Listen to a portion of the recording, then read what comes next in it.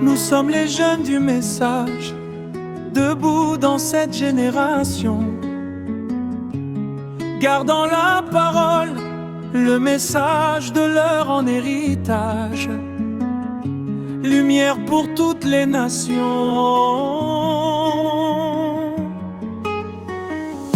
Nous ne parlons pas de nous-mêmes, nous répétons fidèlement ce que William Branham, notre prophète, a déclaré, ce que Dieu a révélé par lui, notre boussole. Je suis jeune, j'aime le message, produit du message. J'avance avec assurance, lentement mais sûrement, vers ma destinée éternelle, conduit par le Saint-Esprit. Frères et sœurs, bonjour et bienvenue à cet entretien avec l'homme de Dieu, le pasteur Joël Moguicho, avec qui nous allons aborder encore une fois la question sur mariage et divorce. Plus précisément, dans ce cadre où nous recherchons la vérité autour de ces grands thèmes, la polygamie ainsi que le concubinage. Alors, à la lumière de la parole, l'homme de Dieu va nous exposer pendant quelques minutes et puis nous allons lui poser quelques questions pour justement comprendre ce que le prophète dit au sujet de la polygamie ainsi que le concubinage. Est-ce la parole? C'est maintenant et tout de suite avec le pasteur Joël Moguicho à qui je dis bonjour et bienvenue. Bonjour, merci frère Jean-Claude. Il y a quelques jours, nous étions ici avec vous, pasteur, pour justement parler de la parole. Dites-nous les impressions après que cette émission soit réalisée et surtout diffusée. Est-ce que vous avez eu les échos par rapport à votre exposé? Oui, j'ai suivi certains commentaires. Il y a des gens qui appréciaient beaucoup, qui ont dit c'est bananique. D'autres qui disaient que voilà, les pasteurs, c'est comme si il ne veut pas dire les choses clairement, il ne veut pas montrer la position clairement. Après, pourtant, j'ai montré la position clairement. C'est ça. J'ai montré, parce que c'était l'émission sur l'enlèvement et la résurrection, voilà. Alors, j'avais montré clairement que la résurrection, c'est la voix du Fils de l'homme qui la provoque. Et la voix du Fils de l'homme s'est fait entendre en Occident, selon la promesse de Matthieu 24, 27, comme l'éclair va de l'Orient pour se faire voir en Occident. Et ce sera la venue du Fils de l'homme. Et nous avons montré que ce travail a été fait en Occident. Dieu l'a fait en utilisant William Marion Branham. Et nous avons montré que pour l'épouse, l'enlèvement, c'est une révélation. Ce n'est pas monté comme on avait été enseigné. C'est ça. Alors tout ça, bon, certains ont compris, d'autres ont campé sur leur décision et sur leur compréhension selon laquelle l'enlèvement s'est monté comme ça.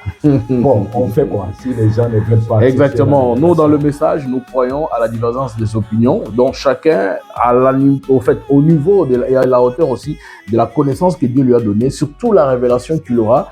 Je pense que chacun vient petit à petit. Tout le monde ne comprend pas surtout de la même manière. Pour commencer, le frère Branham, Dieu ne l'a pas donné tous les mystères au même moment. Ça fait né progressivement. Donc, nous osons croire que, d'après ce que vous avez exposé, qui était vraiment clair avec lecture de plusieurs citations, tout était vraiment au beau fixe que, sauf les enfants de Dieu pouvaient comprendre de quoi il s'agissait exactement. Alors, pasteur, aujourd'hui, nous allons parler avec vous sur la polygamie. D'abord, j'aimerais un peu comprendre ce que les enfants de Dieu voulaient comprendre, bien avant que vous puissiez prendre la parole. C'était quoi ce que Dieu voulait révéler au travers de ce message, mariage et divorce, quand William Branham l'a prêché en 1965. Qu'est-ce que Dieu voulait présenter au peuple, en résumé? En résumé, quand Frère Branham a prêché le mariage et le divorce, il voulait nous faire sortir des deux écoles de pensée qui existaient et nous amener dans la position du milieu. Alors, c'est ça.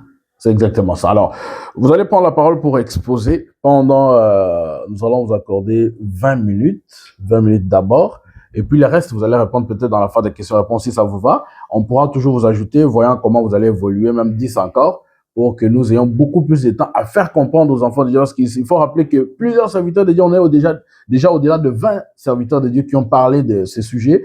Alors, avec vous, on est en train de voir un aspect d'enseignement, que vous puissiez enseigner aux hommes de Dieu, aux enfants de Dieu qui nous suivent, ce que le prophète voulait dire, ou enfin, ce que le prophète veut dire en rapport avec la polygamie ainsi que les concubinats. C'est les deux sujets qui, justement, gangrènent nos milieux pour l'instant. Donc, vous avez la parole, pasteur. Oui, merci beaucoup. D'abord, comme je l'ai dit toujours, le message de l'heure n'admet pas la polygamie de la manière dont nous voyons les gens l'envisager. Le message de l'heure n'admet pas la polygamie de la manière dont nous voyons les gens l'envisager. Donc, parce que cette manière-là, je ne crois pas que la polygamie soit c'est que les gens, la façon dont les gens la présentent, non, ce n'est pas de cette manière-là que Frère Branham l'a envisagé. Et voilà pourquoi moi, je suis d'une autre école. Je suis d'une autre école. Vous allez me suivre pendant l'exposé. Alors, si je parle de la définition de la polygamie, nous savons que la polygamie, c'est une relation conjugale où un homme est marié à plusieurs femmes à la fois. Notez bien le mot « à la fois ». Alors là, je ne suis pas dedans. À la fois, plusieurs femmes à la fois, je ne suis pas dedans. Et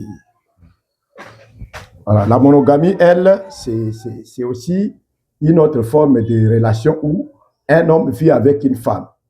Mais là encore, il faut d'éclaircissement. Parce que il y a des cas où un homme peut divorcer avec sa femme. Et ce sont ces éléments-là que le message est venu nous enseigner. Voyez un peu, Frère John. Ce sont ces éléments-là que le message est venu nous enseigner. Et c'est comme ça que je vais essayer d'expliquer, selon William Branham, la façon dont il a compris cet aspect de mariage et divorce. Parce qu'il a montré qu'il y avait des écoles de pensée à l'époque et il a montré que ces deux écoles étaient dans l'erreur. Alors, je commence d'abord par lire Frère Branham dans la prédication mariage et divorce. Mariage et divorce, où il parle de deux écoles.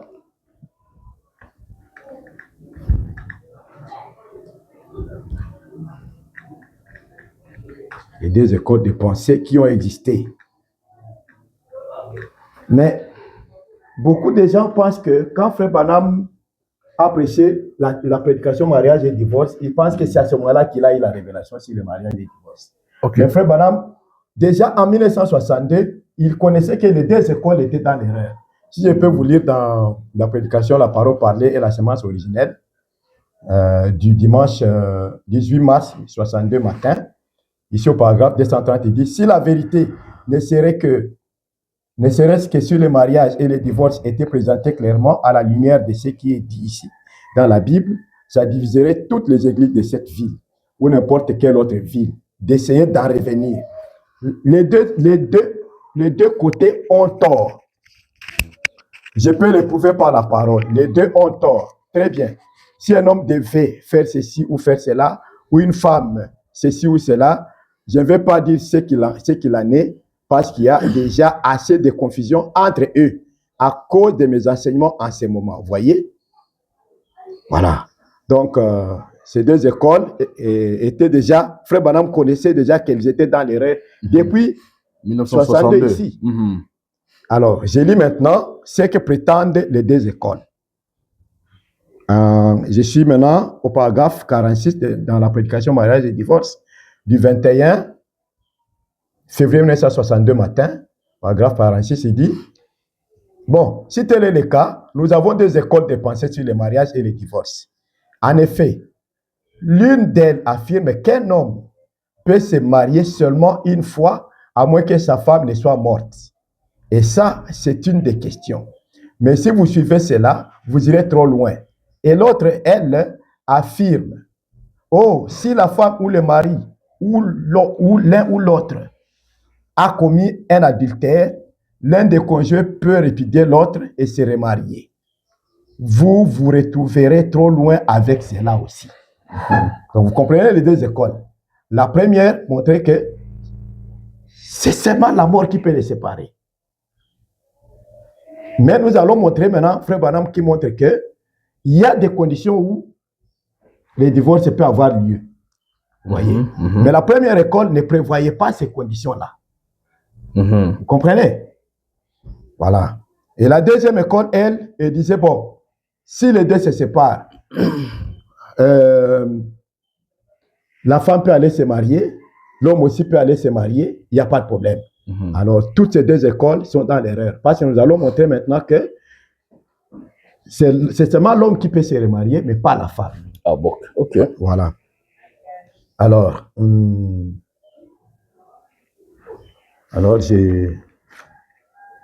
je crois que pour les deux écoles, c'est compris.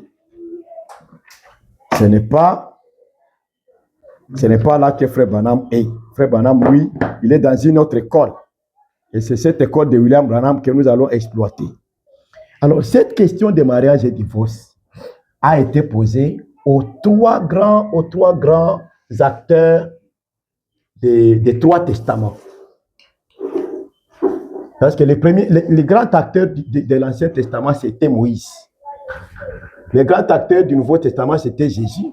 Et les grands acteurs du Troisième Testament, c'est William Branham. Parce que Frère dit que nous avons trois testaments. Je ne sais pas si vous avez déjà lu ça. Exactement. Que nous avons trois testaments. Le premier testament, c'est l'Ancien. Le deuxième, c'est le Nouveau. Et le troisième, c'est le message de l'heure. Donc, je ne sais pas si vous voulez, je peux lire ça. Non, là, on peut y aller. Ça, c'est connu de tous ceux qui sont amoureux du message. Donc, les trois acteurs ont eu des questions, la même question par rapport au mariage et divorce. Et vous allez remarquer que leurs réponses n'étaient pas les mêmes. Okay. Ils n'ont pas tous répondu de la même manière. Chacun répondait selon son époque. Voilà pourquoi Moïse, lui, il a dit, bon, si la femme veut divorcer, qu'elle obtienne seulement une lettre de divorce. Et elle peut se remarier.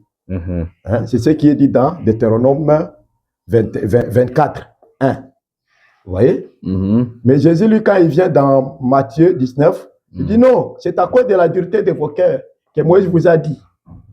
Mais maintenant, moi, je vous dis, si un homme répudie sa femme, sauf pour motif d'adultère ou de fornication, il l'expose à l'adultère. Vous voyez? Donc, ça, c'est la réponse maintenant de Jésus. Une réponse qui semblait contredire ce que Moïse avait prêché. Voilà, Moïse, lui, il a dit, bon, lettre de divorce, c'est carrément, elle peut aller se remarier. Si elle a seulement la lettre de divorce, il n'y a pas de problème. Jésus, lui, dit non. Il ne peut répudier que pour motif de fornication ou d'adultère. Mais quand nous allons aller chez Frère Branham, nous allons comprendre qu'il y a beaucoup de raisons qui peuvent amener un homme à divorcer avec sa femme. Vous comprenez? Et prendre une autre. Vous voyez un peu? Alors,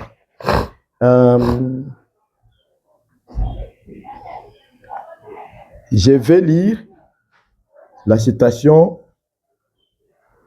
où Frère Branham dit que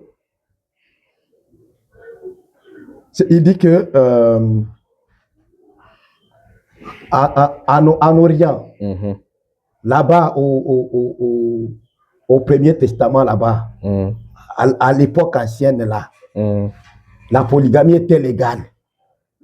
En ce temps-là? En ce temps-là, il dit que c'était légal. Ok. Alors, quand Frère dit que c'était légal, je me pose la question, est-ce qu'aujourd'hui c'est légal? Parce que nous allons développer, nous allons montrer que, nous allons voir que Frère Branham lui dit qu'il ne croit pas à la polygamie. Vous voyez? Je lis d'abord dans la prédication, la semence n'hérite pas avec la balle. C'est une prédication du jeudi 18 février 1965. Là, c'est 2 jours ou 3 jours avant la prédication mariage et divorce. Mais après, je vous montrerai que la prédication mariage et divorce, Frère Branham la veille même avant 1965. Alors, je lis d'abord au paragraphe 46, dans la semence n'hérite pas avec la balle. Il dit, nous savons qu'Abraham a eu 2 fils de 2 femmes différentes. Dieu lui avait fait la promesse selon laquelle, par Sarah, ou à travers Sarah plutôt, qu'un fils qui naîtrait et que par ses fils, le monde serait béni. Toutes les nations seraient bénies en ses fils. Et on croit communément, particulièrement parmi les Juifs, que c'était Isaac. Mais il n'en était pas ainsi. Le fils promis d'Abraham, c'est Jésus. Et il est la semence royale promise d'Abraham.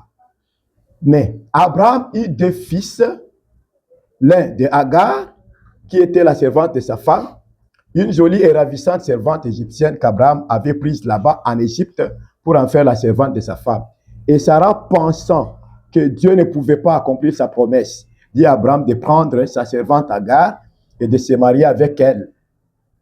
Frère dit, la polygamie étant légale en ce jour-là.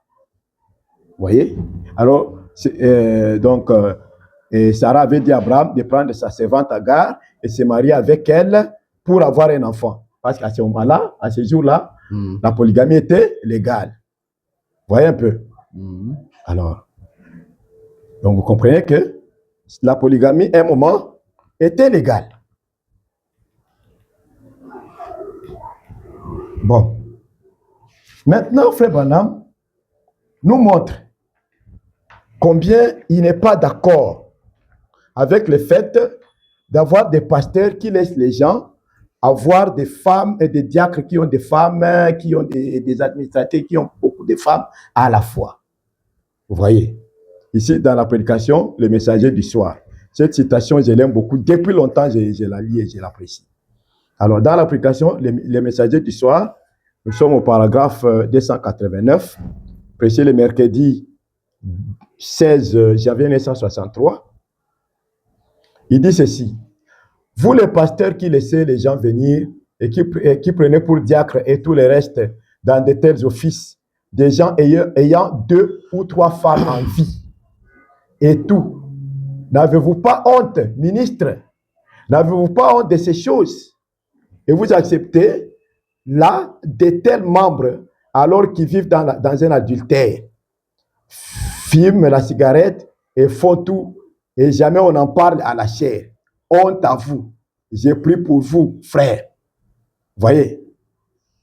Il dit que Dieu vous bénisse. Merci de m'avoir supporté avec patience. La lumière du soir est venue. La lumière du soir est là. Retournez à la parole.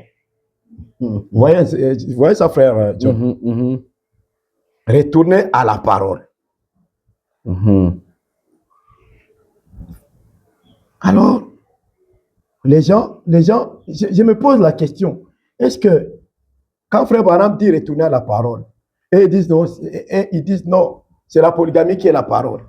Pourquoi alors Frère Branham condamne ça? Pourquoi Frère Branham condamne ça? Il dit retourner à la parole, la lumière du soir est venue, retourner à la parole. Et ici, dans la semence n'hérite pas avec là-bas, il nous a déjà dit que la polygamie était légale en ce temps-là. Parce qu'ils nous disent c'est la loi du sexe. Oui, c'est Frère Branham qui le dit. Que la polygamie, c'est la loi du sexe. Mais les dispensations ne sont pas les mêmes. Parce que remarquez que la réponse que Moïse avait donnée, ce n'est pas la réponse que Jésus avait donnée. C'est ça.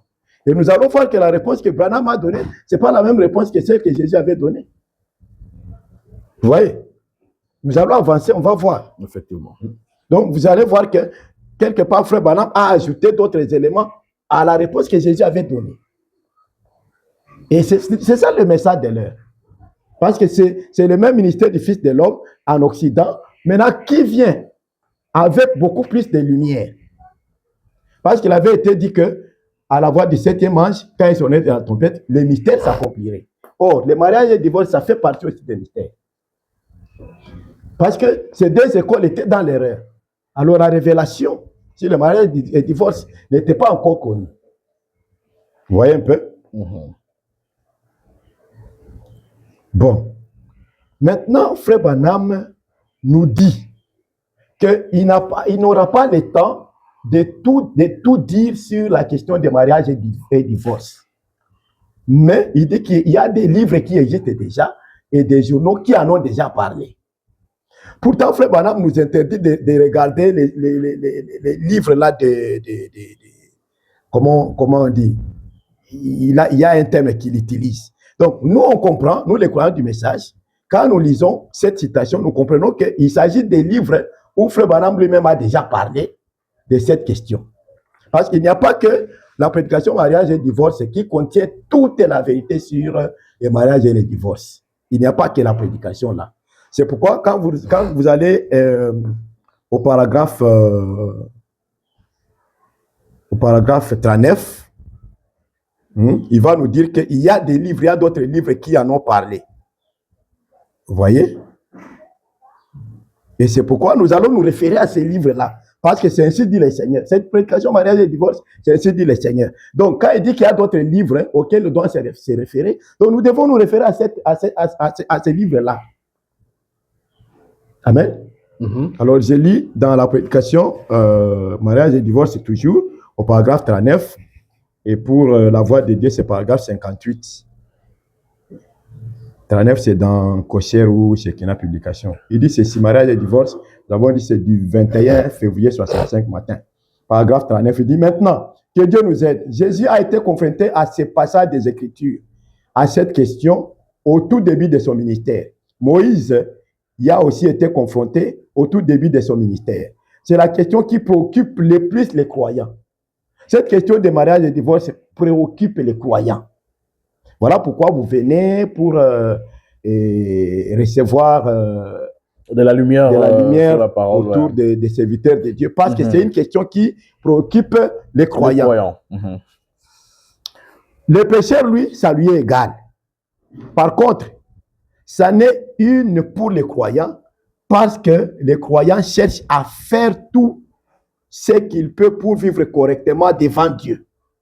Par conséquent, chaque fois que la question sur la religion est suscitée, celle du mariage et du divorce surgit aussi. Parce que c'est la cause du péché originel. C'est là que le péché a commencé. Et c'est pour cette raison que cette question est toujours suscitée, parce que c'est l'origine même du péché. Voyez un peu. La question du mariage, c'est ça l'origine du péché. Bon, je n'aurai pas le temps d'expliquer toutes ces choses, mais je répondrai volontiers à votre lettre ou à tout ce que je peux. Ou plutôt, nous avons ici des livres qui traitent de cela et de bien des questions et même des coupures de journaux et tout pour prouver cela. Donc, Frère Branham nous réfère aux autres livres. Dans cette prédication mariage et divorce, il nous réfère aux autres livres. Et quand moi je comprends les autres livres, moi je comprends par ce que lui a déjà dit préalablement dans d'autres prédications, dans d'autres livres que nous allons lire. Alors, je lis d'abord dans les livres les surnaturels, parce qu'il nous dit de nous référer aux autres livres. Parce qu'il n'aura pas le temps de tout terminer avec le peu de temps qu'il avait pour prêcher ici. C'est pourquoi il dit, il y a d'autres livres qui traitent déjà de cette matière. Alors, nous entrons dans les livres les surnaturels. Entrons dans les livres les surnaturels, prêchés le dimanche 29 janvier 1956. Paragraphe 47, il dit, l'autre jour, en parlant de la polygamie à quelqu'un, j'ai dit que la nation dans l'ensemble serait meilleure si elle pratiquait la polygamie. Elle le serait. Nous sommes la nation où le taux de divorce est plus élevé du monde. On se marie et on pratique le mariage mixte, et on se marie et on pratique le mariage mixte. Il dit ça deux fois. Parce que nous cherchons à amener les hommes du monde extérieur à s'accorder à la doctrine chrétienne. Mais vous ne pouvez pas mettre la nature d'un agneau dans un cochon. La polygamie serait meilleure pour lui. Vous pouvez ne pas croire ça, mais Dieu considérerait la polygamie et pardonnerait beaucoup plus rapidement cela qu'il ne pourrait... Là, il veut montrer que le divorce, c'est encore pire que la polygamie. Donc, ici, il y a question de, entre deux mots, on choisit le moindre mal. Mais nous allons voir aussi que la polygamie, c'est mal. Alors, il dit, maintenant, rappelez-vous, n'allez pas dire que je crois à la polygamie. Frère Branham, c'est quel message déjà là? Je vous ai dit, c'est dans les surnaturels, prêché le 29 janvier 1956. Le paragraphe 47. C'est ce que ce livre nous dit. Maintenant, rappelez-vous, n'allez pas dire que je crois à la polygamie. Non. Voyez un peu. Je descends ici. Il dit, mais dans les pays où on pratique la polygamie, les tribunaux de divorce tournent au ralenti. Mais ici où nous essayons de faire et de gouverner ce pays en tant que nation, puisqu'elle est une nation chrétienne, Mais l'appellation de nation chrétienne n'en fait pas une nation chrétienne. Donc, appeler les États-Unis nation chrétienne, ça ne fait pas des États-Unis une nation chrétienne. Et vous ne pouvez pas gouverner le monde avec les lois de Dieu. C'est impossible. Je n'ai rien contre un pécheur qui boit.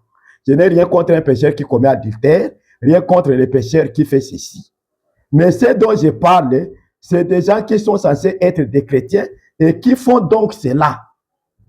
Vous voyez? Donc ici, si vous comprenez bien, Frère Branham compare celui qui divorce et celui qui pratique la polygamie aux pécheurs. Vous voyez? Il les compare ici. Cette citation ici, c'est une comparaison. Il dit, maintenant, on ne peut pas l'empêcher de faire ça. Parce qu'il est un pécheur. Mais il dit, mais ce qu'il essaie de montrer, c'est de montrer aux chrétiens qui arrivent à faire ces choses. Il dit, pour les pécheurs, il n'y a pas de problème. Il n'a rien contre les pécheurs qui boit, qui commet adultère, ainsi de suite. Il n'a rien contre les pécheurs là. Mais il dit, ce dont je parle, c'est ces gens qui sont censés être des chrétiens et qui font donc cela.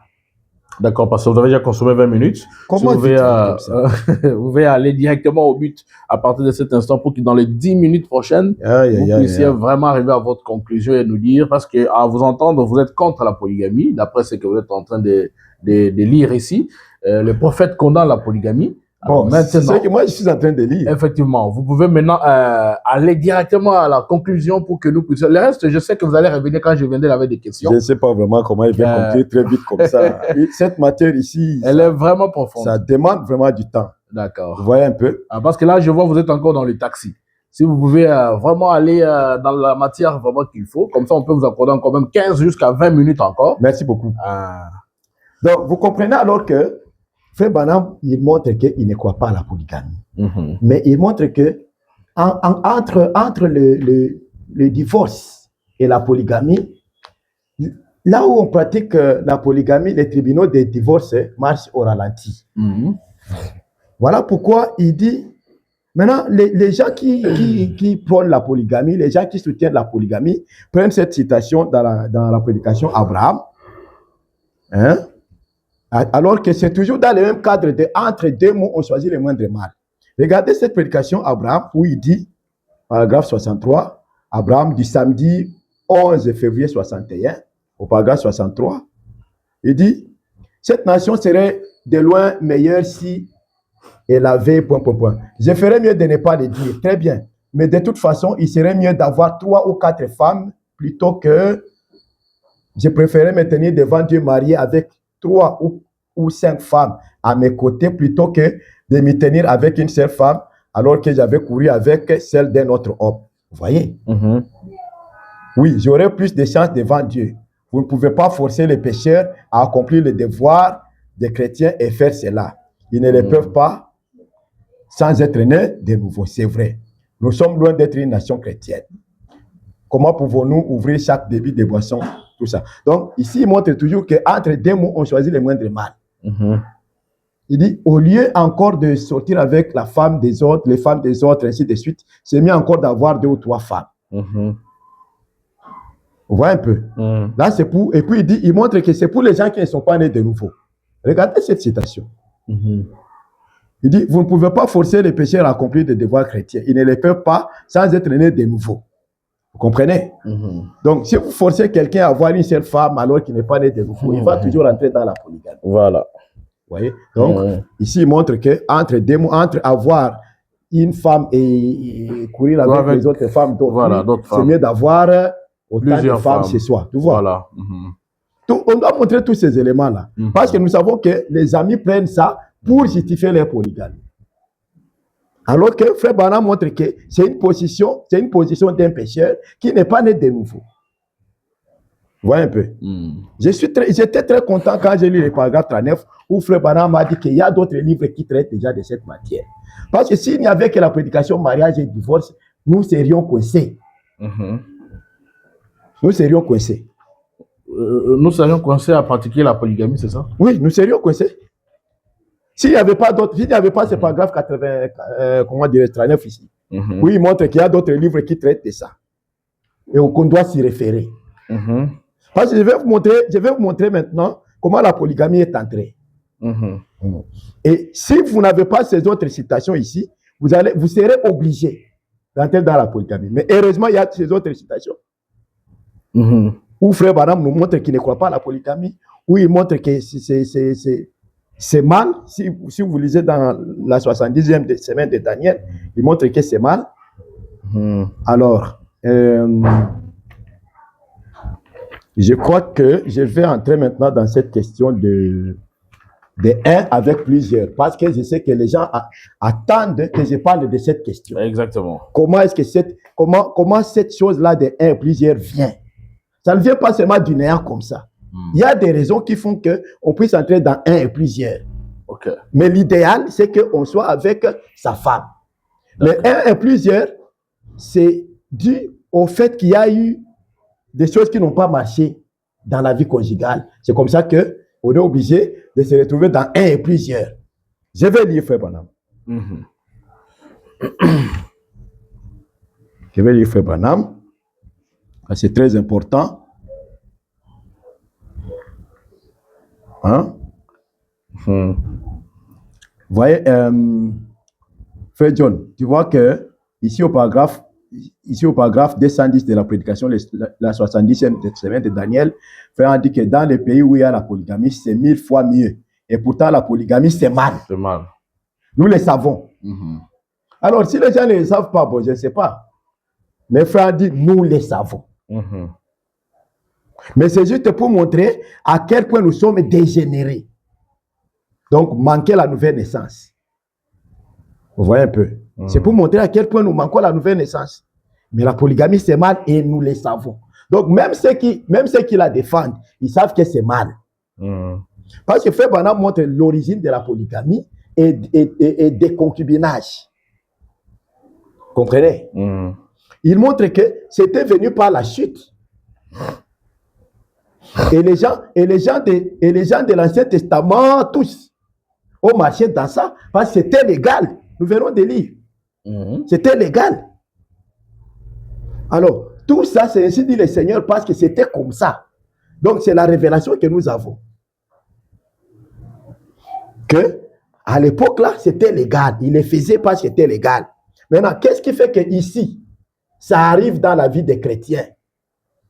Qu'est-ce qui fait que les chrétiens se retrouvent avec ils sont, comment dirais-je? Qu'est-ce qui fait que la question de un et plusieurs s'est introduite ou s'est introduite?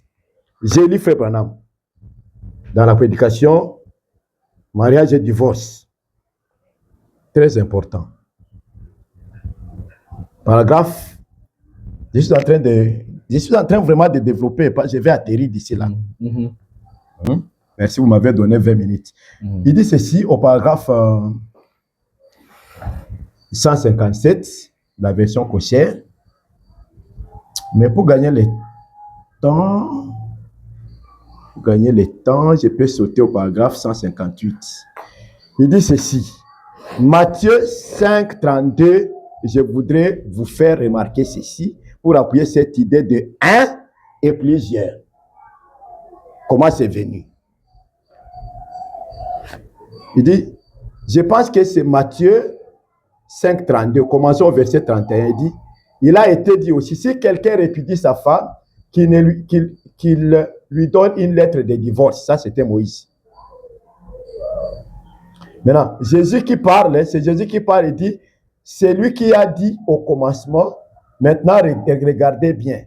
Mais moi, je vous dis, vous voyez ce que Moïse avait dit? Si quelqu'un répudie, qu'il lui donne la lettre de divorce. Maintenant, écoutez ce que Jésus dit. Moi, je vous dis, c'est lui qui répudie sa femme à cause, si ce n'est pour cause de fornication, l'expose à devenir adultère. Quiconque répudiera sa femme, si ce n'est pour cause de fornication, l'expose à devenir adultère. Il répète ça. Pourquoi? Elle va se remarier. Parce que laisser une femme comme ça seulement, elle va se remarier. Donc, quand elle se remarie, elle est exposée à l'adultère, parce que là, elle commet adultère, puisque elle n'est pas autorisée de se remarier. La citation continue. Il dit ceci. Alors, il expose à devenir adultère. Pourquoi? Elle va se remarier. Et quiconque épousera une femme divorcée commet adultère. Ça, c'est dans la traduction d'Arbi. Il dit, vous voyez, elle a un mari vivant. Alors, aucun homme ne peut l'épouser. Peu importe ce qu'elle fait et qui elle est, elle a un mari vivant. Vous voyez? Vous voyez que ça casse la deuxième école qui dit que les deux peuvent aller se remarier, il n'y a pas de problème. Vous voyez? Il dit, peu importe ce qu'elle fait, ce qu'elle est, et qui elle est, elle a un mari vivant. Elle n'a aucune raison du tout. Mais ça ne s'applique pas à lui. Lui, là, c'est l'homme. L'homme, hein? En effet, il s'agit d'elle, pas lui. C'est vous. On doit garder la parole dans sa continuité. Voyez-vous? Rien n'est dit. Rien n'est dit que lui ne peut pas. Rien n'est dit que lui, l'homme, ne peut pas se remarier. Mais elle ne peut pas. Vous voyez? L'expose elle, pas lui. Donc, si elle se remarie, elle est exposée à l'adultère, mais pas l'homme. C'est exactement ce que la Bible dit. L'expose elle. Il n'est pas dit que lui ne peut pas se remarier, mais elle. Pourquoi? Vous comprenez maintenant vous comprenez maintenant la question de un et plusieurs. Oui, c'est de là que c'est venu. Parce que l'homme, lui, il peut se remarier. Il a une femme qui l'a répudiée. Et puis, il prend une autre. Là, il devient un homme avec plusieurs. Vous comprenez? Okay. Donc, il a divorcé et il s'est remarié. Il s'est remarié. C'est là un et plusieurs. Mais c'est ce que nous venons de dire. Pas plusieurs femmes à la fois. Pas plusieurs femmes à la fois. Pas plusieurs femmes à la fois. Waouh. C'est là qu'il y a un souci. C'est pas plusieurs femmes à la fois. Et là, les choses n'ont pas marché. Parce que la première école qui disait que c'est jusqu'à la mort ne prévoyait pas que les choses peuvent ne pas marcher. Voilà pourquoi frère a dit que cette école aussi était dans l'erreur. Parce que les choses peuvent ne pas marcher. Et je crois que par la grâce de Dieu, je pourrais montrer quelques éléments qui peuvent faire qu'un homme puisse divorcer. Alors il dit, c'est Christ en type, remarquez, il est spécifié qu'il ne peut pas, qu'il ne peut se remarier qu'avec une vierge. Vous voyez, un homme qui répudie sa femme là, il ne peut se remarier qu'avec une vierge. Voilà où c'est compliqué. Là, ce n'est pas l'homme, le ministre, le levite. Ici, Frère Branham dit, il peut se remarier si c'est avec une vierge, mais il ne peut pas épouser la femme d'un autre. Est-ce qu'ici on parle du ministre? Là, Tout homme. Voilà, voyez maintenant là où l'application mariage, divorce est compliquée. Tout homme qui a divorcé avec sa femme ne peut épouser qu'une vierge. Maintenant,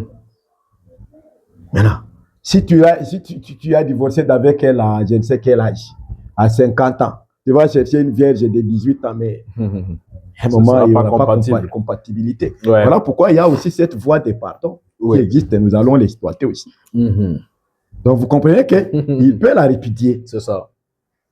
Mais il peut aussi pardonner. Nous allons les montrer. Donc, vous comprenez que si il épouse une autre femme, il faut que ce soit une femme vierge. C'est ça. N'est-ce pas? Si jamais il épouse une femme divorcée, il vit en adultère, peu importe qui il est. La Bible dit quiconque épouse une femme répudiée vit en adultère. Quiconque. Pas seulement les ministres comme toi tu pensais. Quiconque. Voilà. Pas de divorcés, absolument pas. On ne prend pas de divorcés. On ne prend pas la femme d'un autre. Donc quelqu'un qui est déjà touché. Vous voyez? C'est pourquoi il dit il faut qu'il épouse une vierge. Voilà pourquoi cette question de mariage et divorce est délicate. Maintenant, voyez-vous ce qu'était l'original là-bas, dès le commencement.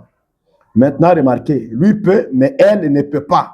À l'instar de David, de Salomon, comme toute la Bible dans sa continuité, comme David et les autres. Donc, vous comprenez que ici, cet homme ici est placé maintenant dans les mêmes comment dirais-je, dans les mêmes paniers que David, Salomon et les autres, parce que maintenant, il a 2 ou 3 femmes vivantes avec qui il a divorcé. Vous voyez un peu. C'est ça la notion de un et plusieurs.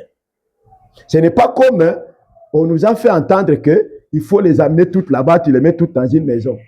Non. Non. Et j'ai posé la question. Qu'on me montre seulement dans les messages ici, du temps de Frère Branham, un frère qui est venu au message, croyant au message, et qui a pris une première. Il est venu au message comme célibataire comme nous, on est venu au message, après on s'est marié, et puis après s'être marié à une, il a pris une deuxième, une troisième, une quatrième, ainsi de suite. Et ils vivent avec elle au même moment, dans la même maison. On me montre une seule citation. Une citation? Une seule. D'accord. Parce que moi, je viens de montrer cette notion de un et plusieurs. C'est qu'elle a chassé pour des raisons, les choses n'ont pas marché, et puis maintenant, il prend une autre. Alors, il se place, c'est là qu'il les place maintenant dans le camp de David, Salomon, parce qu'il n'a plus une seule. Parce qu'il est mari de cette femme-là, même s'il a répudié. C'est son mari. Vous voyez? Parce qu'il pouvait aussi la pardonner. Ou lui pardonner parce qu'on pardonne à quelqu'un. Il pouvait aussi lui pardonner.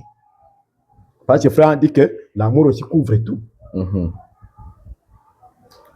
Donc, je pense que avec ça, et frère continue à montrer que la polygamie est entrée chez toute la créature. Vous voyez? Mais quand on considère les autres livres, on voit que chez l'homme, il y a... Parce que le message est venu pour nous recadrer. Vous comprenez? La polygamie est entrée chez toute la créature, c'est bon. Mais quand le message vient, il nous montre comment ça a commencé et comment est-ce qu'il ne croit pas à la polygamie, lui, frère Branham. Bien que c'est entré dans toute la nature. Il n'a jamais dit aux frères, allez-y maintenant les prendre parce que c'est entré dans toute la nature. Non. Frère Branham, lui, il était redevable de nous donner toute la vérité sur la question. Mais il ne nous a pas recommandé d'aller prendre. De multiplier des femmes dans la maison comme ça. Il n'a jamais recommandé ça. Jamais. Jamais. Même s'il dit que la polygamie est entrée chez toute la créature, chez les animaux, ainsi de suite, même chez les hommes. Mais il ne nous a jamais enseigné. Hein? Il ne nous a jamais enseigné que nous pouvons prendre 2, 3, 4, 5 et vivre avec elle au même moment. Jamais. Et d'autres disent non, c'est par manque d'argent, c'est par manque de moyens. Frère Branham, il est mort millionnaire. Est-ce qu'il manquait les moyens pour prendre une deuxième, troisième, quatrième? Bon, enfin, ça dépendait aussi de la pertinence. Est-ce qu'il avait cette... Et tous ces gens-là qui ont vécu à son époque, pourquoi on ne trouve personne? Pourquoi on ne trouve personne? C'est ça la question que je pose toujours. Pourquoi on ne trouve personne? Pourquoi? Est-ce que les gens ne se posent jamais cette question? Est-ce que ce n'est pas la même chair que nous avons tous? Mais pourquoi dans les messages, on ne trouve personne qui s'est retrouvé avec 2, 3, 4 femmes à la fois? Et après, disons, aux États-Unis, si vous faites... Exactement, la polygamie même ici au Congo, dans la loi même ici au Congo, je me suis marié à la commune, on m'a dit que la loi congolaise, le code de la famille reconnaît une seule femme pour un homme. Donc, ce n'est pas seulement aux États-Unis. Ce n'est pas seulement aux États-Unis. Même ici au Congo où nous sommes. Oui, d'accord, pasteur. Je crois que vous avez déjà consommé vos 40 minutes. Merci beaucoup. Donc, je crois que nous pourrions... On peut maintenant poser des questions comme ça. Exactement. Je pourrais répondre. Vous allez répondre peut-être en rajoutant d'autres citations, si jamais il y en a. Oui. Voilà. Vous avez dit que le message n'admet pas la polygamie dans le format que les gens les font aujourd'hui. Ouais. Est-ce que vous pouvez nous donner le format de polygamie qu'autorise le message de Branham? Mais c'est ce qu'il vient de dire ici. C'est ce qu'il vient de montrer ici, la question des un et plusieurs. Donc, tu avais pris une femme et puis les choses n'ont pas marché. Peut-être c'est cette question qui me permettra de montrer maintenant les éléments qui peuvent faire que... Exactement, c'est la question qui allait justement j'allais aboutir à cette question. Voilà. Quelles sont les conditions qui permettent à l'homme de répudier sa femme et en épouser d'autres? Parce que c'est là le problème. Ouais. Pas d'ajouter. Pas d'ajouter. Répudier et refuser. Vous devez le faire autant de fois. Ouais. Alors, les éléments que Frère Branham a épinglés sont nombreux, mais voilà. moi déjà, j'ai épinglé 4. D'accord. Et je crois que si déjà la femme se retrouve dans ces 4-là, tu peux soit la répudier, tu peux soit lui pardonner. Les 4 là, c'est selon vous ou bien selon le message, ou bien chacun au moi j'ai lu ces conditions. C'est que moi j'ai lu. C'est ça que vous avez retrouvé dans c'est que moi j'ai retrouvé. D'accord. D'autres peuvent encore retrouver d'autres. Ok. Et moi j'ai retrouvé 4 éléments. Juste là, donc vous pouvez toujours continuer à rechercher. On peut toujours continuer à rechercher parce que le message c'est l'éternité, frère. Un grand forêt, une grande forêt. Mais moi j'ai trouvé 4 éléments. D'accord. La première condition. La première condition, d'abord, nous avons compris que si elle commet adultère, ou bien si elle a commis la fornication et n'a pas informé à son mari. Alors, et si le mari le découvre, voilà pourquoi lors de la cérémonie, on demande, n'y a-t-il pas quelque chose que vous pouvez déclarer qui ferait que ce mariage ne soit pas honorable devant Dieu et devant tout le monde? Donc, est-ce que la fornication, c'est lorsqu'on n'est pas encore marié, une femme effectivement, qui sort avec des hommes avant le mariage? Effectivement. Est-ce que la femme est obligée de dire à son homme, celui qui va lui prendre en mariage, que j'étais sorti avec tel garçon? Mais c'est ça le message. Et tu ne vas pas dire que tu es sorti avec tel. Parce que Frère Branham n'a pas dit que tu vas citer les noms et tout. Non, je n'ai pas trouvé la citation qui dit que la femme peut citer les noms de tel. Mais juste le dire. Juste dire que je ne suis plus, c'est à quoi tu t'attends. Tu vois un peu? Ouais. Il faut le déclarer. Ok. Là, c'est la première condition. La fornication ou sortir avec des hommes pendant que vous êtes dans le mariage. Voilà. Ça, c'est l'adultère. Ouais, ça, c'est l'adultère. Alors, je vais lire. Hein. Ok, oui. Justement, donc, il faut lire pour soutenir ce que vous dites. C'est justement ça. Alors, frères et sœurs, nous rappelons encore une fois que nous recevons ici l'homme de Dieu, le pasteur Joël Moguicho. Avec lui, nous continuons toujours avec ces grands sujets autour de la polygamie ainsi que le concubinage. Là, il venait d'exposer sur la polygamie et dans les quelques minutes aussi, il va nous parler du concubinage. Ici, c'est permis que un croyant du message puisse avoir des concubines. Donc, je crois à la lumière de la parole, l'homme de Dieu va vraiment essayer de nous éclairer. Merci beaucoup. Bon, pour les concubines, j'ai déjà écarté la notion de polygamie. Donc, concubine aussi, c'est tombé. C'est les mêmes choses. C'est tombé, oui, parce que c'est pour les gens qui ne sont pas régénérés, c'est mal. Ça ne croit pas. Oui, c'est ça que dit Frère Branham. Pourtant, la polygamie, c'est mal. C'est mal, frère. D'accord, on veut continuer à mais nous avons montré dans quel cas un homme peut se retrouver avec plusieurs femmes. C'est lorsque les choses n'ont pas marché. Et ces éléments-là, c'est ce que nous sommes en train de vouloir. Nous allons finir les éléments et puis nous entrons dans un autre point. Voilà. Donc, s'il refuse de donner des enfants à son mari. Est-ce que vous avez lu pour la première option que vous avez dit, la femme qui a commis adultère et tout, vous avez dit que vous étiez en train de chercher comment lire ça. Comme ça peut aider ceux qui suivent à connaître vraiment cette condition-là de la femme qui n'a pas pu parler à son mari de l'adultère commis dans le mariage ou même de la fornication, des choses qu'elle a vécues avant justement son mariage. Bon, je crois que ça se trouve ici. Disons d'abord mariage et divorce, paragraphe 177. Il dit ceci, remarquez, lui peut la répudier, mais elle ne peut pas le répudier. Et il l'a fait. Il l'a démontré à l'époque de Luther, de Wesley, de la Pentecôte, quand ils ont refusé de devenir une plus grande partie de lui, de dénomination. Jésus les a refusés. Dit, par un rapport sexuel spirituel pour devenir enceinte d'une plus grande partie de la parole. Vous comprenez? Et il a refusé. L'église luthérienne a refusé que Christ la désire davantage. Luther a refusé cela. Et permettez-moi de dire ceci. Vous allez me traiter de quelque chose de toute façon. Il en est de même aujourd'hui.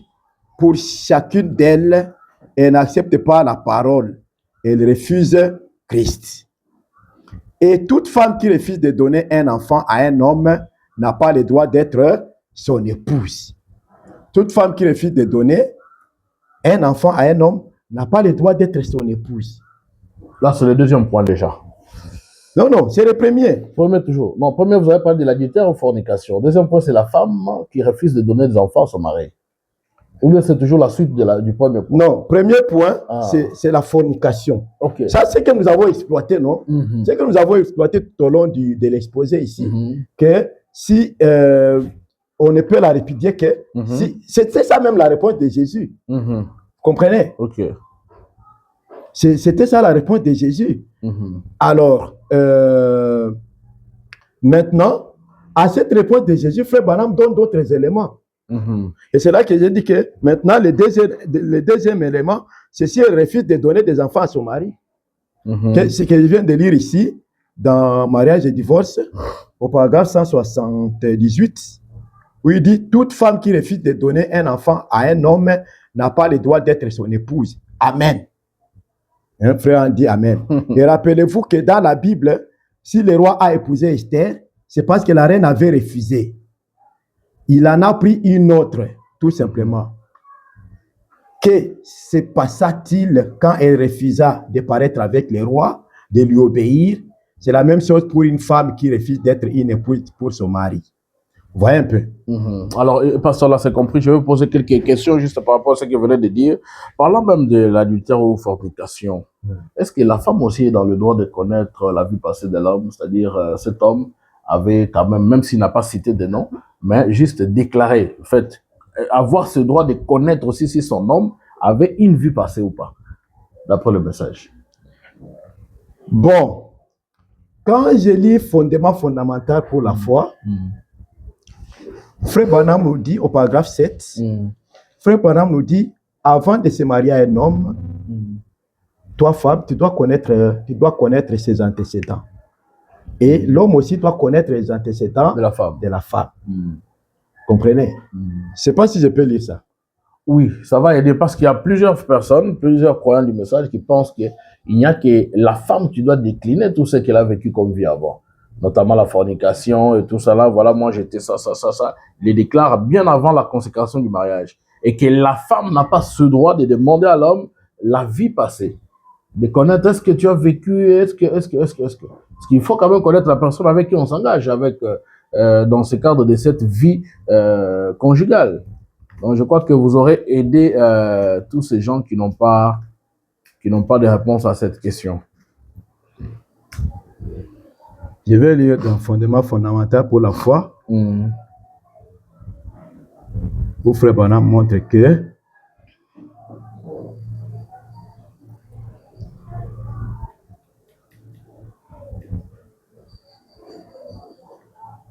un homme, paragraphe 7, un homme, c'est une prédication du jeudi 13 janvier 55. Fondement fondamental pour la foi. Ouais.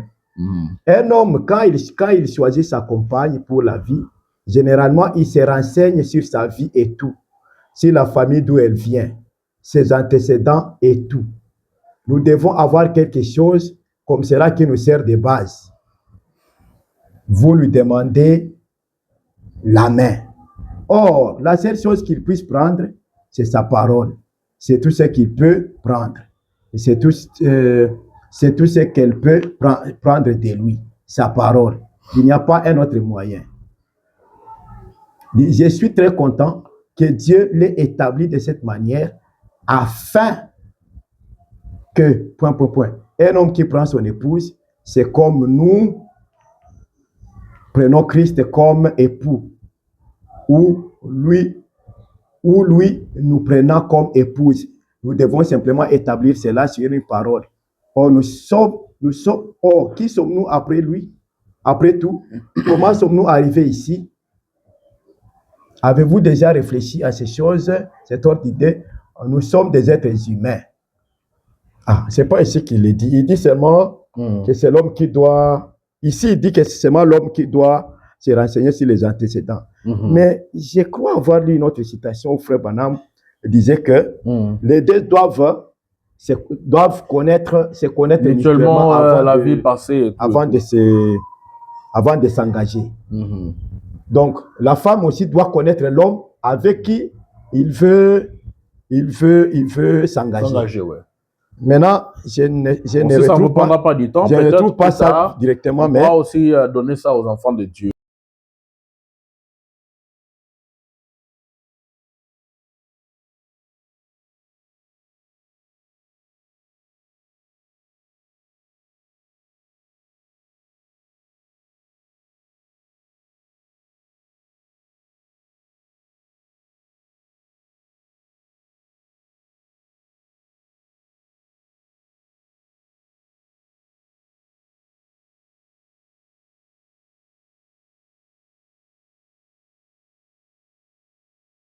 Je ne retrouve pas ça directement, mais ça y est, c'est une citation de Frère Mais Branham. est-ce que c'est une obligation pour l'homme aussi de dire à la femme? Comme un peu, c'est parce que pour la femme, c'est une obligation.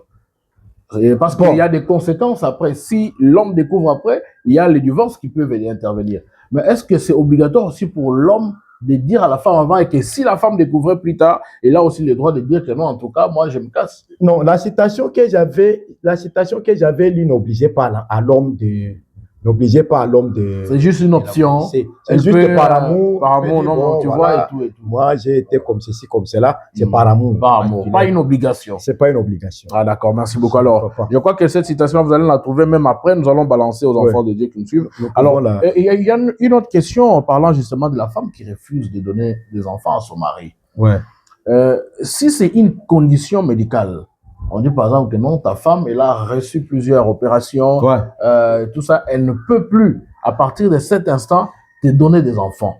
Est-ce que là, si une femme refusait par exemple de donner des enfants, est-ce qu'elle peut se dire non, si en tout cas je te donne des enfants, je vais mourir?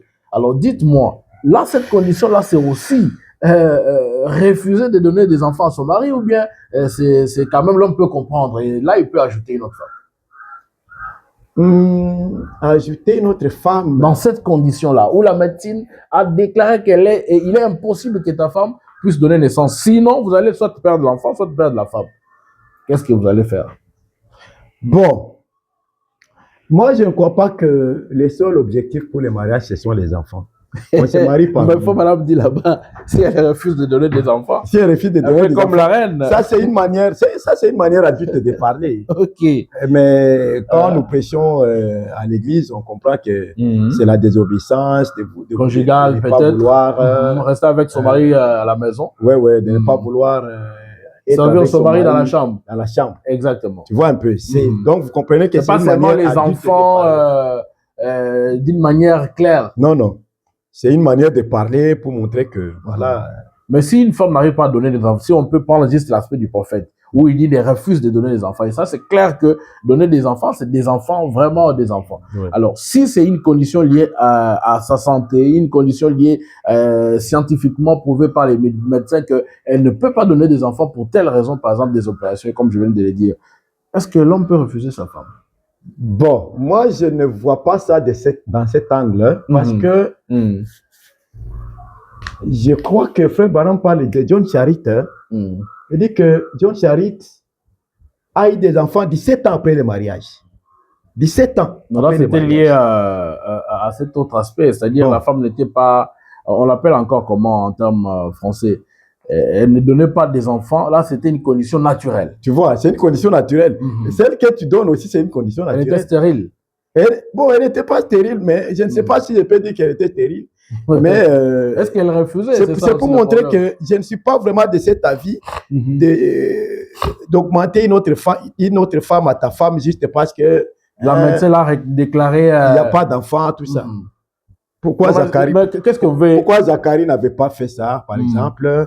Pourquoi Zacharie, sa femme avait refusé aussi? Non, il n'avait pas d'enfant à un moment jusqu'à ce qu'ils ont vieilli. Parce qu'il y a s'il vous plaît, révérend, c'est une question vraiment qui taraude les esprits des enfants de Dieu. Il y a des frères qui vivent en difficulté avec leurs épouses à cause de cette option. Non. La médecine déclare que ta femme ne peut pas donner des enfants parce qu'elle a subi, par exemple, 4 opérations de suite.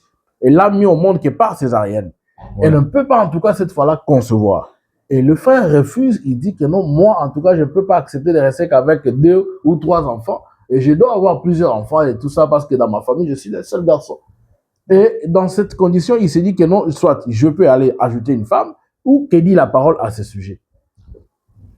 Bon, moi, je pense que je suis en train de donner les conditions pour qu'un homme puisse répudier sa femme. Voilà. Cette question des conditions physiques ne se trouve pas dedans. Je ne l'ai pas vu quand j'étais en train de faire l'étude. Alors, je ne veux pas quand même faire mentir Frère Branham ou dire quelque chose comme ça. Des choses selon ma propre pensée. Merci, pasteur. Moi, je pense que c'est à l'appréciation de... Mais déjà, avec le message, tu as 2 enfants, 3 enfants. Pourquoi faire souffrir ta femme? J'ai une citation même où Frère Branham dit que bon, dans les rapports conjugaux, il ne faut pas bousculer. Parce que la femme peut ne pas être disponible. Exactement. Elle peut ne pas être disponible à un moment, mais Et voilà pourquoi frère dit, Faut se soyez un comprendre gentleman et mutuellement. ne bousculez pas. D'ailleurs, je pense que je D'accord, peux la pasteur, lire là, ici. carrément, on veut évoluer. Je crois que Tu vois nous cette aurons- citation où il dit, ne bousculez pas. Hein? Ces Ne frères qui bousculez sont pas. toujours mécaniques, forcer Non. les choses. Non, non. Il dit Faut ceci. s'entendre. C'est une partie de toi-même. Question-réponse numéro 3. Je vais la lire, c'est mieux. 308. Et vous, femmes, vivez d'une manière correcte vis-à-vis de vos maris. Et vous, maris, menez une vie correcte vis-à-vis de vos femmes. Soyez très, très gentils et respectez-vous l'un et l'autre simplement. Et dans vos rapports conjugaux et les choses de ce genre, que ce soit empreint de tous les respects et de toute la sainteté possible. Et que ce soit convenu entre vous. Est-ce qu'il y a sainteté dans ça, là? Moi, je suis en train de lire la citation, frère. Convenu entre vous.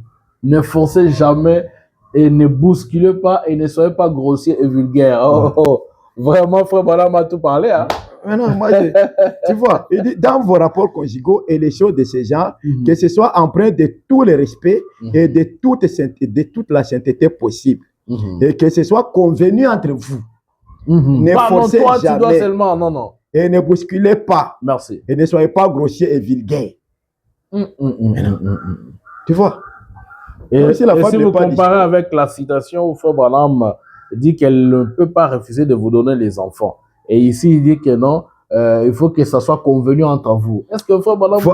Voilà exactement pourquoi j'ai lu cette citation. Parce que ça complète celle-ci où il dit si elle refuse. Parce que ça peut arriver qu'elle n'est pas disponible. C'est pourquoi j'ai lu cette citation. Il faut la comprendre. Voilà. Et pas vouloir seulement, pasteur... Ne bousculez pas. Ne forcez jamais, ne bousculez pas. Ne soyez pas grossier, vulgaire. Merci, pasteur. Tu dois seulement... Frère Branham dit que si tu refuses, je te mets dehors. Non, ne bousculez pas, ne forcez jamais. Frère. Donc, c'est la ne bousculez pas. Ne soyez pas grossier, vulgaire. Merci beaucoup, pasteur. Convenez-vous entre... Il faut que ce soit convenu entre vous. Si on peut voir juste ces questions et réponses. Questions-réponses numéro 3. Numéro 3. 30 août 64. Oui. Là, c'est une réponse à tous les frères méchants. Paragraphe 308. Qui n'ont pas la compréhension. Merci, pasteur. On peut évoluer. Voilà. Autre chose, c'est si elle se coupe les cheveux. Frère Branham dit si elle se coupe les cheveux, tu es en droit de la répudier. Oh là là. Je vais lire ça. Se coupe les cheveux. Question et réponse sur la Genèse du 40e. Du mercredi 29 juillet 1953. Paragraphe 76 et 77. Très vite là, il dit. À ce sujet, j'ai eu une vive discussion l'autre jour à Shreveport. On parlait des femmes, disant que les femmes devraient porter de longs cheveux. J'ai dit, une femme qui se fait couper les cheveux à la garçonne, son mari a le droit, le droit biblique de divorcer d'avec elle. C'est vrai. C'est ce que la Bible dit. C'est l'exacte vérité. Oh là là, les femmes remplies du Saint-Esprit qui sont assises là, c'est exactement ainsi qu'elles ont été enseignées. Voilà. Nos femmes ont été enseignées qu'elles ne doivent pas couper les cheveux. Leurs cheveux vraiment naturels. Voilà. Mais si c'est lié au produit, pasteur, elle a mis des produits et tout, pensant peut-être que ça pouvait améliorer sa coupe. Et vous venez un jour du voyage, vous rentrez, vous voyez votre femme totalement, donc, morphologie changée et tout. Qu'est-ce que vous allez faire? C'est là que j'ai dit que, ici, vous pouvez chasser, si elle coupe les cheveux. Voilà. Si, en tout cas, elle les fait consciemment. Ouais. Si elle les fait consciemment. Mais inconsciemment, là, tu vois que il y a toujours cette presse-là de pardonner, non? Tu vois un peu, Fred John. Oui. Bon, la voie de pardonner, on va y arriver. Qu'on aille d'abord dans le sens où les conditions, les conditions sont là. Les conditions sont là. On avait fini ou bien il y a une condition? Ça, c'est la deuxième ou la troisième. D'accord. Là, elle se coupe les cheveux. Là, nous avons compris. Il y a un témoin déjà. Fabien a parlé dans questions et réponses sur la jeunesse. Du 29 juillet 53, 77 paragraphes. Autre chose, les mauvais habillements, si elle s'habille mal. Ok. Mauvais habillement. Dieu de cet âge mauvais. Ok. Une femme qui s'habille mal, l'homme peut la chasser. Lisons. Il peut divorcer avec elle. Lisons. Le Dieu de cet âge mauvais, paragraphe 51, c'est une prédication du 1er août 1965 matin. Paragraphe 51, il dit « Comment pourriez-vous, en tant que dame, sachant combien votre corps est sacré, l'exposer là, devant ces démons immoraux et pleins de convoitises qui parcourent les rues en ces jours? Si les fils de Dieu étaient encore tous fils de Dieu, si votre mari était un fils de Dieu, soit il vous ferait porter les habits, soit il vous quitterait. » Donc, tu lui dis de porter tel habit, porte les habits que tu choisis. Elle refuse. Toi, tu as le droit de la quitter. De la quitter. Et dans cette condition, tu peux te remarier. Il dit, c'est vrai. Ici, moi, je suis en train de lire. C'est seulement ici en bas. Il y a une suite là, il faut qu'on parle de quelque chose de bien là. Il dit que si un garçon était un fils de Dieu, il n'épouserait jamais pareille chose. Ouais. Il appelle même chose. Ouais. Voyez-vous. Vous dites, vous faites. Non, je vous dis la vérité. On dit, je vous dis la vérité. Un jour, vous rencontrerez cela nu, adultère et ne le sachant pas. Voilà. Le message est très dur. Hein? Alors, parlons même de s'habiller mal, pasteur. C'est quoi s'habiller mal? Parce que nous voyons les conditions congolaises ou bien l'esprit africain qui pense que pour s'habiller d'une manière ordonnée, il faut avoir des très longues jupes jusqu'aux chevilles et tout ça là. Est-ce que c'est ça s'habiller bien? Bon. Nous voyons la femme de William Branham qui portait des jupes qui dépassaient un tout petit peu les genoux. Effectivement, pour Frère Branham, être habillé décemment, c'est déjà quand la jupe dépasse les genoux. Mais non, sœur du message aujourd'hui, notre maman que je vois ici chez nous à la maison, elle s'habille toujours en longue jupe. Pourquoi vous Elle a été enseignée comme ça. Ce n'est pas la parole. Comment c'est pas la parole? La parole, c'est d'avoir, comme vous l'avez dit, un tout petit peu. Et donc, voilà. Mais déjà, quand vous-même, vous avez honte de l'avoir comme ça. Je n'ai pas dit un tout petit peu. Il faut que ça dépasse les genoux. C'est un tout petit peu bon. Moi, je ne sais pas, mais chacun regarde mieux dans vous voyez. Donc, tu vois que un fils de Dieu qui est un fils de Dieu peut chercher une femme qui est mal habillée. Mais l'autre peut dire non, je la laisse comme ça, je suis content de la voir comme ça. Vous voyez, parce que même Fabien dit que la femme reflète les ambitions de l'homme. Effectivement. Quand vous regardez la femme, vous pouvez comprendre que c'est son homme, et vraiment c'est un monsieur vulgaire, et c'est un monsieur... Tu vois par exemple la question de gourmette ou je ne sais pas moi... Des choses qui mettent des colliers. Voilà, les colliers. Frère, on dit qu'un homme peut acheter ça à sa femme. Vous voyez? Seulement sa femme, pas à ses filles.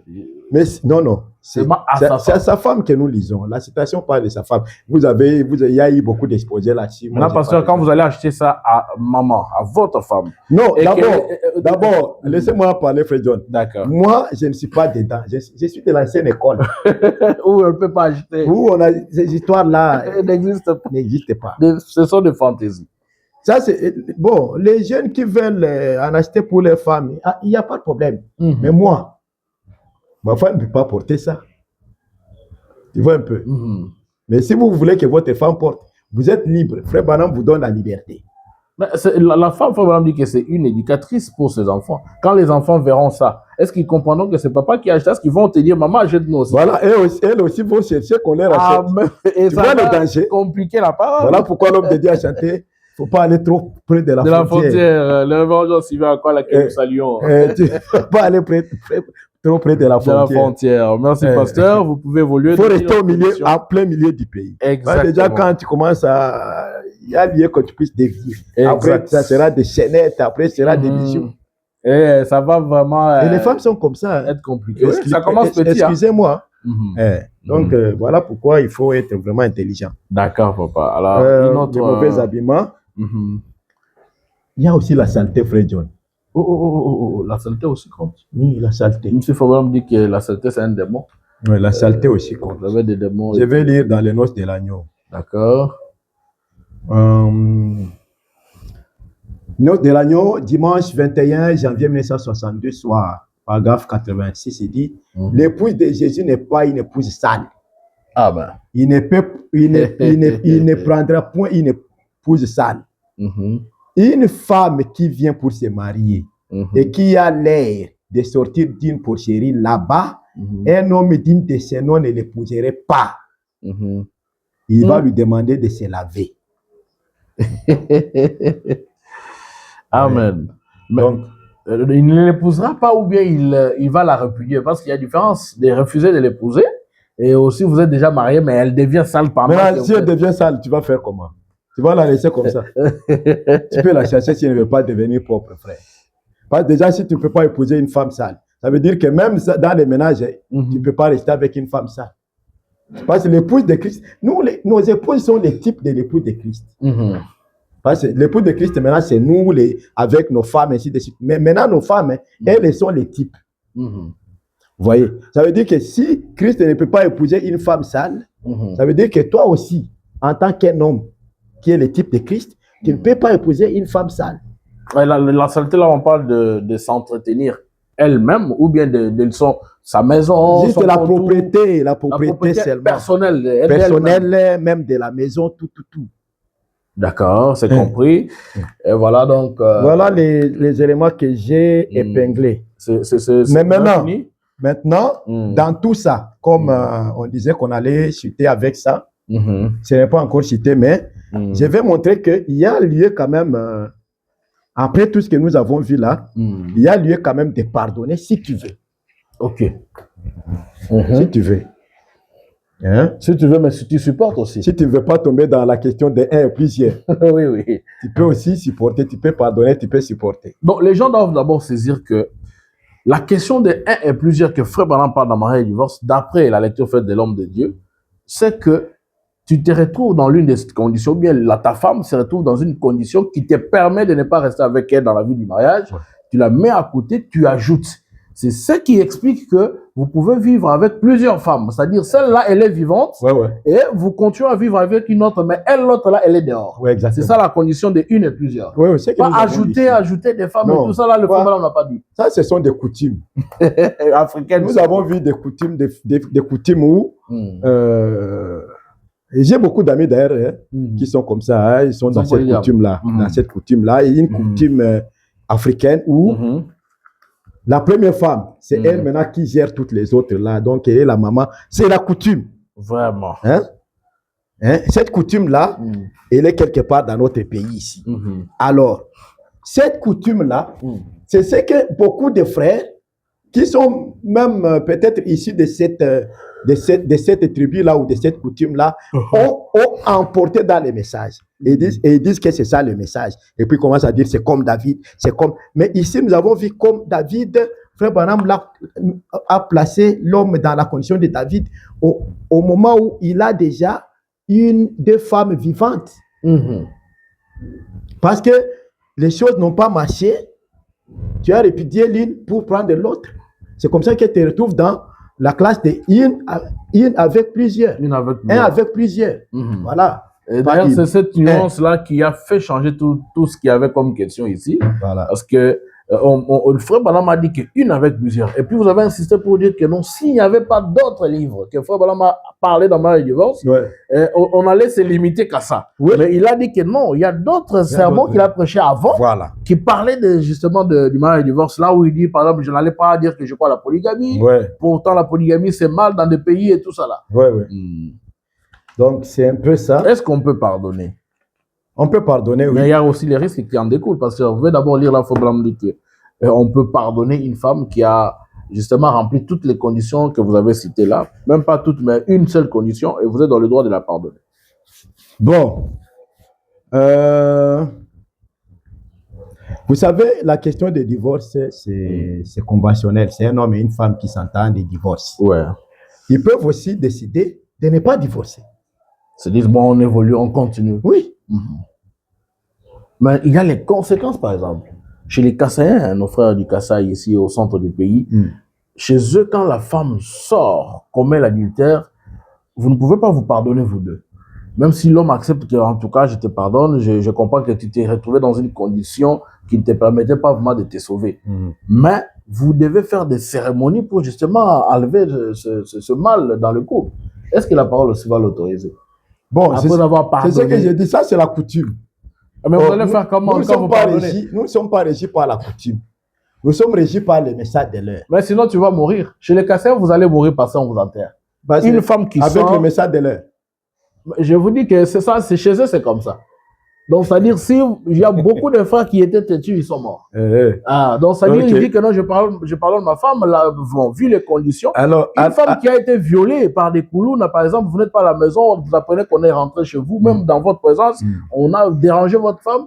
Et la famille dit que non, ça, déjà là, c'est sorti avec un autre homme, vous devez. Mais l'homme décide de pardonner. Le lendemain, on apprend que le frère est mort parce que les Chiba ou quelque chose comme ça, là, il a pardonné. Parce qu'il a pardonné. Parce qu'il a pardonné. Et il est mort de ça.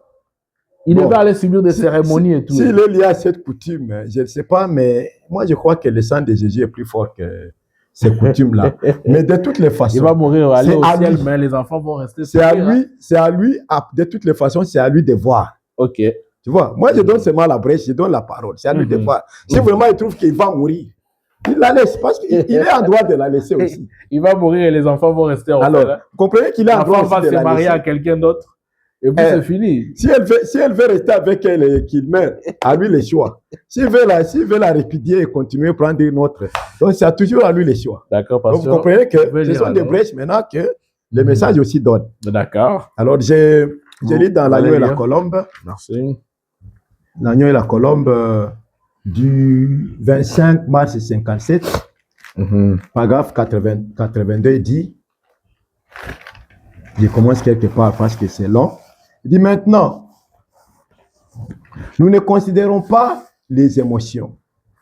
Il faut la foi et l'amour. Seigneur, je t'aime. Tu ne peux pas mentir parce que tu es Dieu. Je t'aime. Il dit, l'amour règle la chose. Lorsque vous aimez votre femme de tout votre cœur, de toute votre âme, vous l'aimez tout simplement, il n'y a personne dans cette ville qui peut vous faire croire qu'elle n'est pas une bonne femme. C'est ça, voyez-vous. C'est la même chose. Les vieilles commères viendront vous dire que votre mari vous trompe. Alors que vous l'aimez vraiment et avez confiance en lui. Et c'est juste, l'amour couvre tout. C'est tout. Et moi aussi, je dis c'est tout. Merci, pasteur. Il y a toujours une brèche de pardonner à votre épouse lorsqu'elle remplit une des conditions citées par l'homme de Dieu en rapport avec les raisons qui peuvent faire justement que vous puissiez répudier votre femme.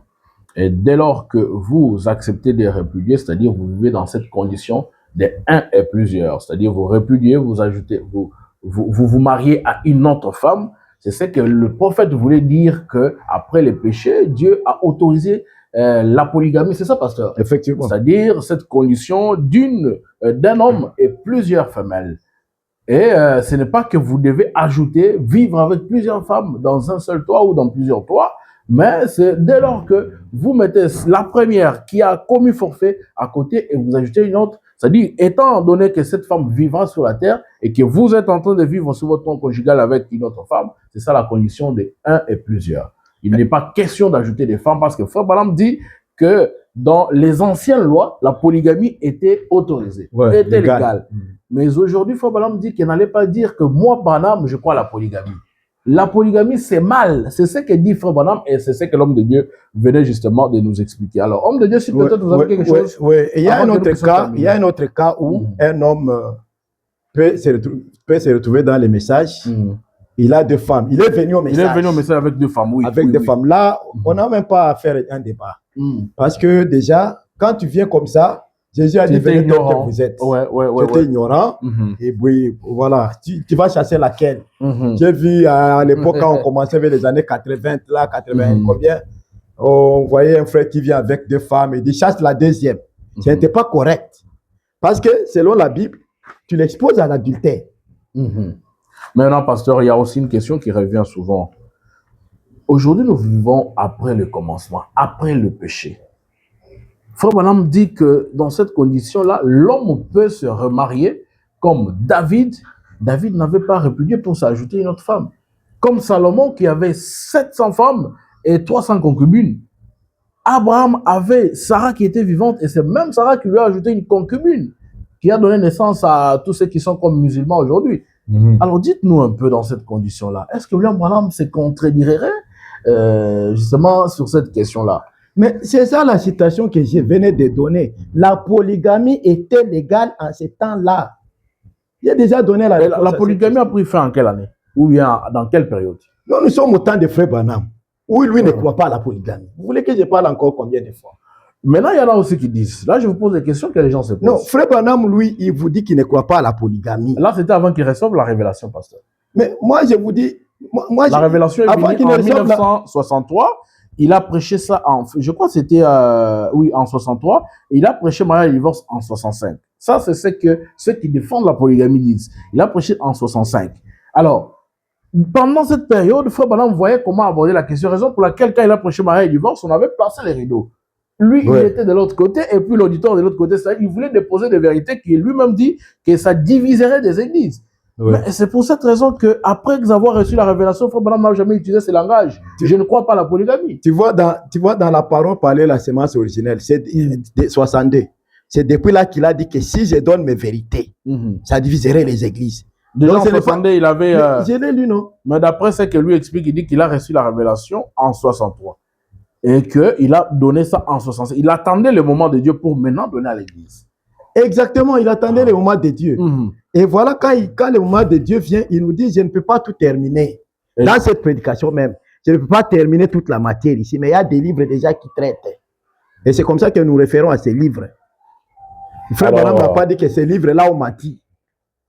Et pour te prouver, Frère John, pour te prouver que Frère Branham n'a pas changé, je vais te lire la prédication, cérémonie de mariage qu'il a prêché, qu'il a officié quelques heures avant de prêcher cette prédication. Il a posé aussi la question de savoir, acceptes-tu d'abandonner toutes les autres femmes? Donnez-nous un peu, il y a un prédicateur qui a dit que ça n'existe pas. Comment après ça? Après le mariage et le divorce, Frère Branham n'a jamais officié un service. Je n'ai pas dit après, j'ai dit quelques heures avant.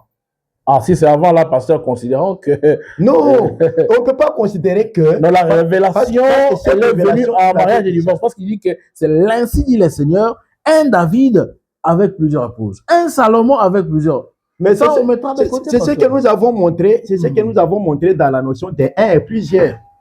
Non, mais Salomon n'était pas dans ces comptes-là dont vous dites qu'il faut d'abord divorcer pour ajouter. Non, avoir une autre femme. Salomon avait plusieurs femmes vivantes. Nous sommes dans son toit. Nous sommes dans le message de l'heure. Vous voyez, nous sommes dans le message de l'heure où Frère Branham évoque la notion de un et plusieurs. Et il dit que c'est quand l'homme a divorcé, n'est-ce pas? Il peut prendre une, mais il faut que je relise encore. Non, c'est clair. La polygamie est entrée avec la chute. Et nous avons montré que chaque grand acteur a donné la réponse par rapport à cette question de mariage et divorce. Et je suis en train de donner les réponses que Frère Branham donne.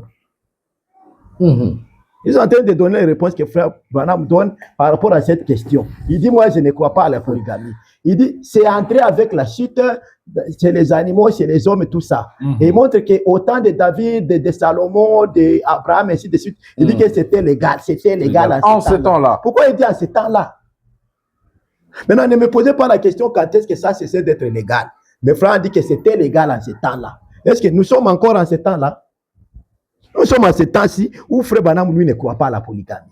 Mais il montre l'origine de cette chose. Nous sommes aussi dans le temps de l'après-commencement. Et il montre que tous ces gens-là, même étaient les types de Christ, dont l'épouse est composée de plusieurs membres. Aujourd'hui, tu vas être le type de qui?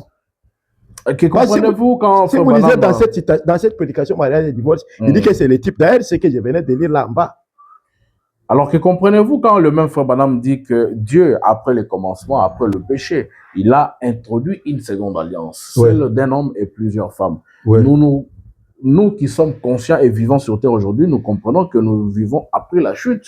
Parce qu'avant la chute, l'homme pouvait se reproduire que par la parole. Il ne pouvait pas se reproduire par le sexe. Mais dès lors que jusqu'au jour d'aujourd'hui, nous pratiquons cette même voie utilisée par les serpents et Ève, c'est-à-dire nous sommes après la chute, et que dès lors que nous nous retrouvons dans cette condition, on n'est pas encore rentré à cette première condition, nous sommes dans ça là, dans la polygamie. N'est-ce pas ça? Effectivement, c'est pourquoi j'ai dit que la polygamie a été introduite, et c'est comme ça que vous avez maintenant cette question des un ou plusieurs. C'est-à-dire, vous répudiez, vous prenez une Effectivement. sans problème. Non, non, selon les conditions qui ont été posées ici. Exactement. Après les conditions, après avoir réuni les conditions, vous pouvez justement mettre à côté et prendre une autre femme. Oui. Pas en rajouter tout ça. En tout cas, ajouter frère, je n'ai jamais vu ça dans les messages. Un frère qui ajoute. Parce que aussi la vie du prophète, c'est le message. La vie de ceux qui ont vécu avec lui aussi, c'est le message. Pourquoi est-ce qu'il n'y a même personne qui a fait ça au temps de Frère Branham après qu'il ait prêché mariage et divorce en février? Pourquoi on ne voit pas ça? On ne voit personne qui a fait ça en mars. Pourquoi on ne voit pas ça? Même avant. Ou après. Parce que disons que c'est après que la révélation est venue. Pourquoi on ne voit pas les gens de son église avoir 1, 2, 3, 4 à la fois? Pourquoi? Exactement, c'est la question que nous allons poser à tous les serviteurs de Dieu qui nous suivent. Pourquoi on ne voit pas ça? Est-ce qu'autour de Frère Branham, avez-vous déjà vu un seul polygame? On peut se dire que Frère Branham ne voulait pas avoir plusieurs femmes, comme plusieurs pensent. Ils pensent que c'était son option de ne pas avoir plusieurs femmes. Mais est-ce que vous avez déjà vu un seul polygame dans le contour de Frère Branham, dans son église? Pasteur Joël, nous vous disons merci, parce que vous avez quand même aidé, vous avez abordé un aspect qui n'a pas encore été abordé depuis tout ce temps, disant que l'aspect des un et plusieurs là, c'est-à-dire, vous devez mettre à côté une femme remplissant bien sûr les conditions, et puis mettre une autre dans votre toit conjugal, justement, c'est ce qui remplit cette condition des un et plusieurs. C'est ce que donc, nous il n'est avons pas dit. question d'avoir des femmes. À des fois, on n'a même pas l'argent. Les conditions, c'est-à-dire toi-même, tu souffres pour faire nourrir une seule femme.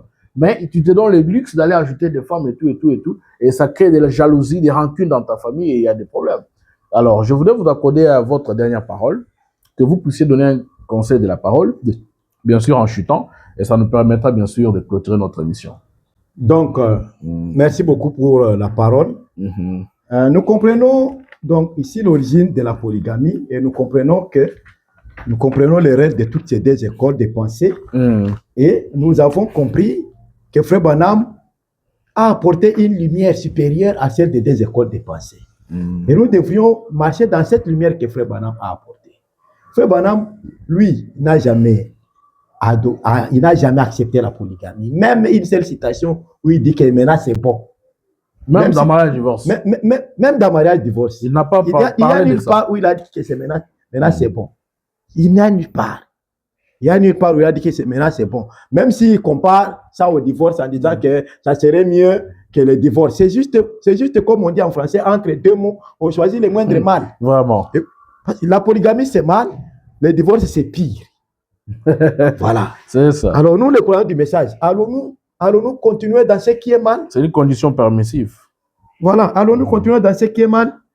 Moi, je crois que Frère Branham a dit que maintenant, pour les gens qui se sont retrouvés dans des conditions où ils se sont mariés, remariés en dehors de ces conditions que nous avons posées, Frère Branham leur a dit de ne plus le faire. Et de ne pas enseigner à leurs enfants de faire ça. Se remarier en désordre, épouser, remarier, chasser, ainsi de suite. Les divorces, ainsi de suite, en désordre. Vous voyez qu'il y a des conditions qu'il a posées ici. Mais aussi, malgré ces conditions, tu peux pardonner. À moins que, bon, comme tu as dit, les coutumes et tout ça, voilà, tu peux pardonner dans la mesure du possible.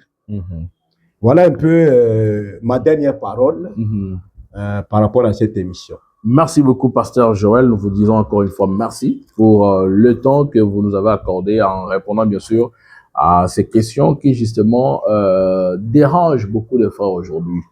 Ils se fient aux bergers, aux pasteurs, mais quand on essaie de faire la lecture de tout ce que nous avons reçu sur ce plateau, chacun donne sa position qui justement renforce ces idées qu'il avait en tête. Mais nous apprécions généralement quand nous venons vers vous parce que vous lisez beaucoup les prophètes. Merci. Le fondement, vous posez ça avec le message de l'heure. Et c'est ça, c'est que nous aimons parce que nous sommes bons amouriens.